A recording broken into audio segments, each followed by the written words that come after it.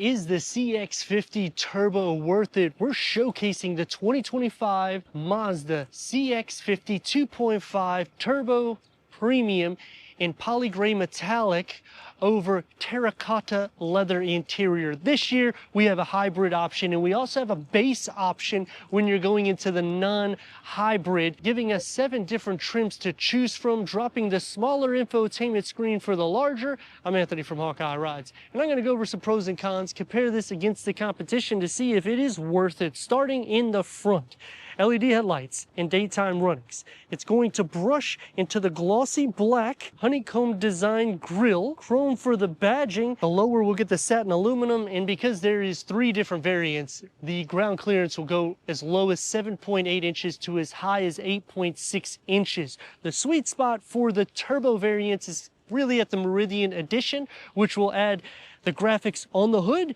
You'll also get the platform for the roof and a rocker that flares out because it's going to have the off-roadsy look. And underneath the hood of the turbos, we'll get the Skyactiv G 2.5 liter 4-cylinder twin scroll turbo. That's going to put out 256 horsepower with 320 pound-feet of torque, compared to a Skyactiv Drive 6-speed automatic transmission, achieving 23 mpgs for the city, 29 mpgs for the highway. Going Meridian Edition and up gets 3,500 pounds of towing. Non-turbo is going to get 2,000 pounds of towing. Hybrid is going to get 1,500 pounds of towing. So it's going to change the configuration of your everyday drive. With 20-inch wheels, 17 inch is going to be on the base, and the Meridian Edition will have 18-inch wheels. The nice thing that Mazda does is, if you are considering the new hybrid variant that's going to get 16 mpgs to the city more and 8 mpgs to the highway more than this,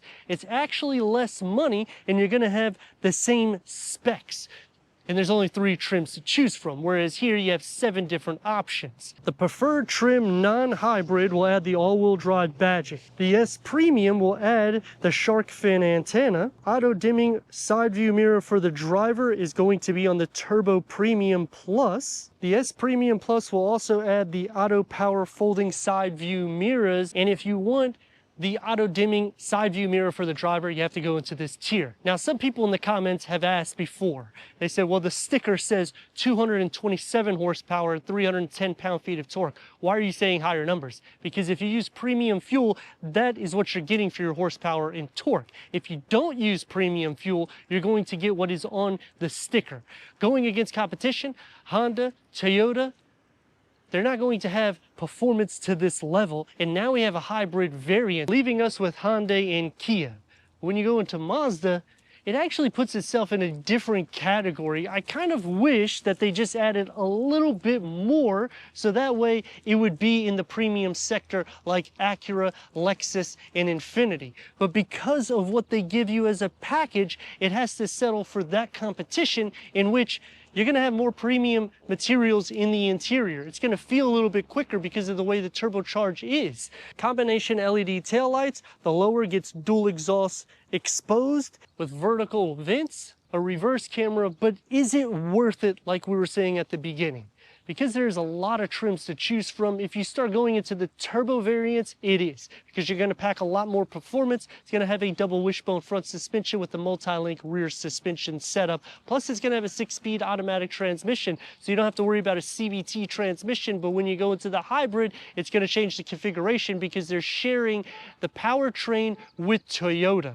So for me, I would definitely pick the turbo variant, so that way you have the performance, you have unlocked the most towing capacity, and it's the softest interior in class. Power liftgate going into 31.4 cubic feet of storage.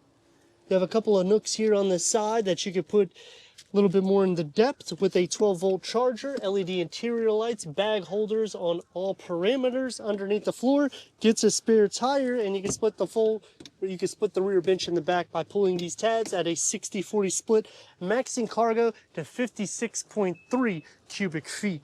The key fob to the CX-50 Turbo Premium. leatherette mixed seats. Going into the Meridian Edition, we'll get the leather seats, and it just goes up. 10-way power seat adjustment for the driver, 8-way power seat adjustment for the passenger, heated ventilated front seats that starts on the Premium Plus S. Memory for the driver. The interior is going to be more cleaned up than the CX-5. Plenty of room for the front occupants. It's somewhat of a driver-focused setup. The Premium Plus S will get the 12 speakers through Bose, which goes all the way up to this tier. Otherwise, it's 8 speakers. Let's fire it up.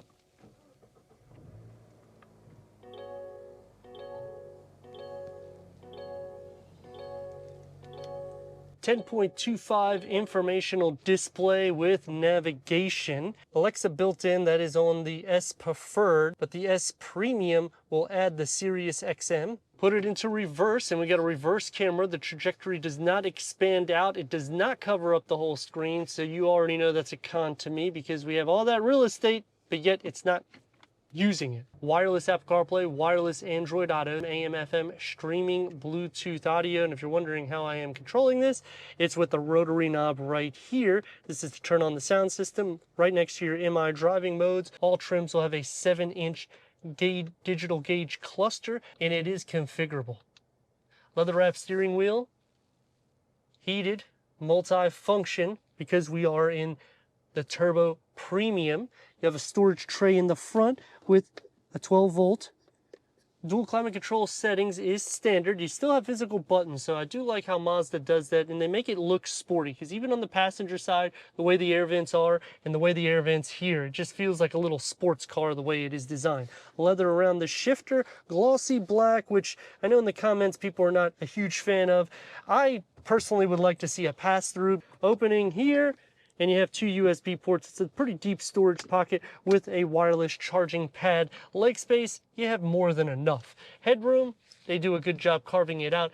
The con though is the pano moonroof, the way it starts, it just shifts back because of the way the windshield is. Auto dimming rear view mirror with the home link that starts on the Premium Plus.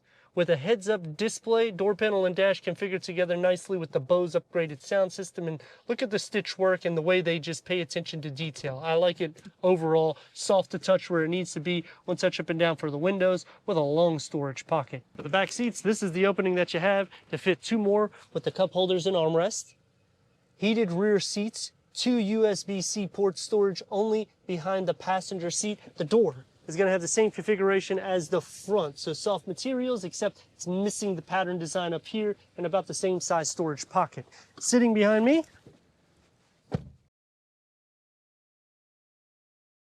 and headroom, it actually works. The pano comes back here.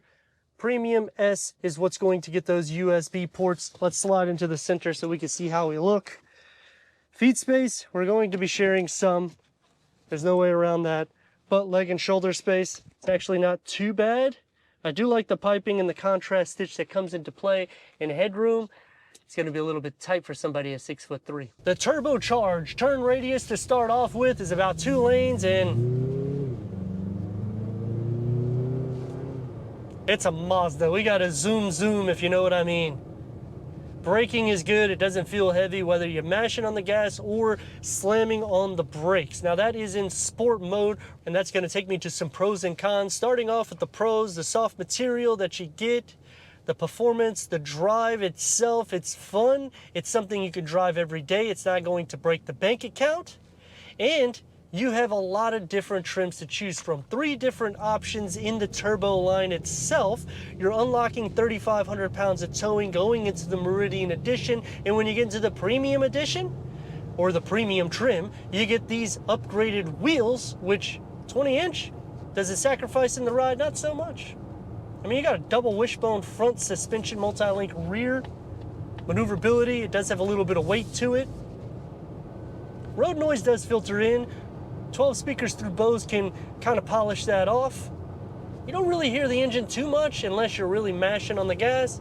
And for the most part, even in normal drive, it doesn't feel too heavy. So I like all of those capabilities that come with the CX-50. But the con, the technology is still not really up to 2025. And what I mean by that, it's not a touch screen. Yes, we have wireless Apple CarPlay, wireless Android Auto, and it does change to make it touch screen, but it's not touchscreen otherwise. Yes, we got a heads-up display, but I gotta go into the premium trim to get it. The USB ports, you gotta open up the center cluster. Storage it locks in. They kind of put things in the wrong area, meaning the wireless charging pad. Usually it's more accessible. Here it's more hidden. Now that is a pro in safety, but it's a con to start off with in the sense of you just bought the vehicle, you're gonna end up forgetting your phone, you're not gonna use the wireless charger most of the time because you're gonna think it's in front of the cup holders, but it's not.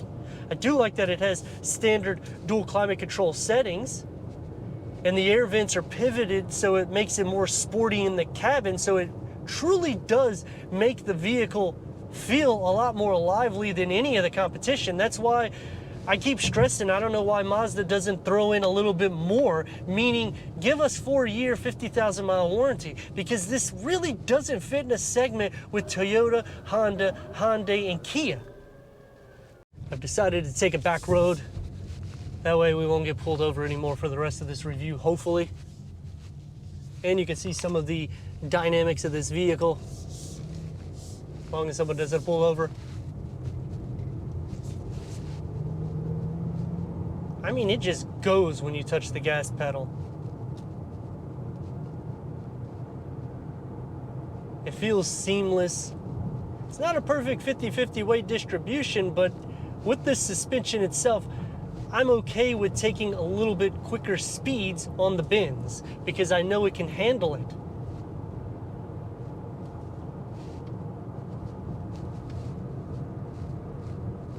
I mean, it's a fun, everyday driving vehicle. It still gets pretty decent MPGs. It's pretty much right on class with everybody. You got decent towing capabilities. It just unlocks a lot more than the competition. But let me know your thoughts in the comments, and if you're new to the channel, consider subscribing. Check out the next video, merchandise, memberships, live streams, TikTok and Instagram. Leave a comment and a like. And I'd like to thank Coast Mazda for giving us this 2025 Mazda CX-50 Turbo Premium for our car review.